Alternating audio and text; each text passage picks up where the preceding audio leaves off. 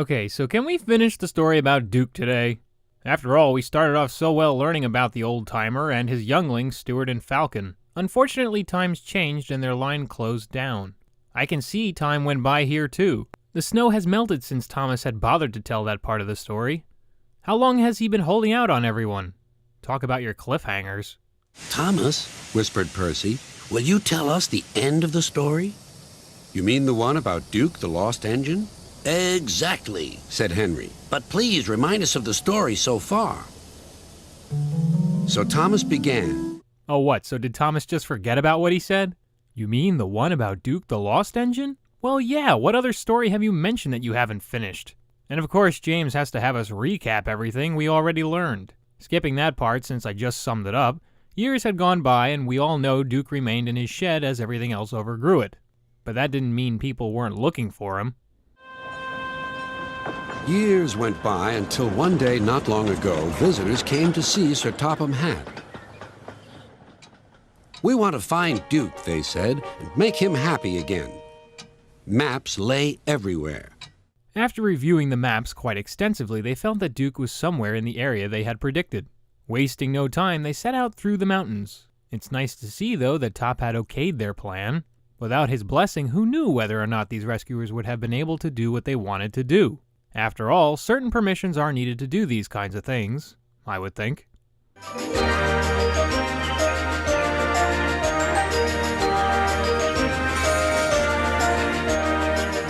Let's go this way, They said.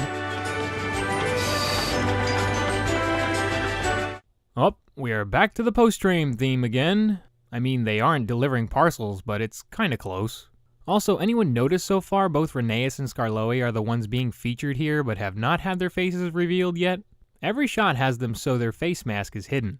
We're obviously going to get to them, but this is just supposed to be a teaser. As the rescuers searched high and low, they were losing daylight, but they did not give up. At last their search ended. Quite by accident.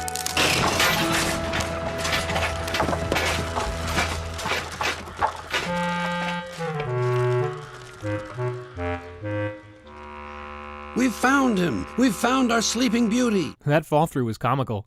All figures have remained still in each episode, but this is one of the rare cases where something happens to them. Duke was even polite enough to ask if his guests were vandals. Not like he could have fended them off or anything, though. Luckily for him, they weren't. Duke was also happy to hear that Stewart and Falcon did not forget about them. I tell you though, that shed Duke was in is nuts. The structure went through so much and yet did not flood inside or collapse. Just look at Duke. He's covered in cobwebs. Even the cobwebs have dust on them. That's how dry it was in there.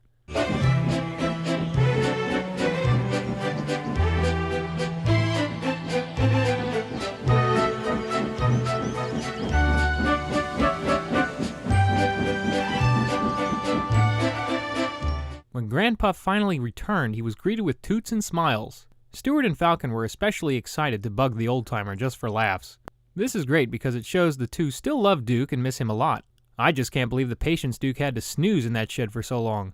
I know it's not like he could have done much else, but still. That's a long time not doing anything. And of course, not even knowing whether or not if a rescue crew was coming. At least give me a Game Boy or something to keep myself occupied. We can keep you in order now. Keep me in order. Be off with you. Impudent scallywags. And for the first time in years, he smiled as he dozed in the sun. And that, said Thomas, is the whole story. Did you like it? Yes, indeed, agreed the engines. Especially the happy ending. And soon, they were all asleep too. Ew, and James has his old man face mask again. Henry is also not asleep. Close enough, I guess.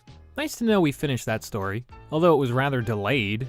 It's obvious that some time went by before Thomas finished this little tale. The question is how much? Nah, none of the engines care, so we'll skip that. What's great about this episode is that it shows there are people out there who care for things from the past. Duke may have been an old engine, but there's always someone looking for relics. Everything is worth something to someone, somewhere. Again, without Top Hat's blessing, who knows if Duke would have been found. It's apparent the Duke man was important though, if his portrait is sitting in one of Top Hat's offices. Also seeing Stewart and Falcon happily greeting their mentor was gratifying to watch. That's about it here on writing. It's simple and nothing that deep, but that's okay. The music heard throughout this entry were the Skarloey Railway theme, at the start and end of Duke's story. The other was the post-train motif as Skarloey brings around the rescuers. For locations, most of the sets shown from the last episode are repeated. There's one new shot of the closed Arlesdale line, which wasn't shown before, and we also get to see inside another one of Top Hat's offices. I can't imagine that being the same one shown in previous episodes. It's also crazy seeing how much detail was put into making the inside of Duke's shed look like it was sitting there for centuries. And although Rheneas' viaduct is awesome, the highlight to this story were the backgrounds used for all the areas the rescuers searched. They were truly beautiful to look at. Next episode is Bulldog. Thanks for watching.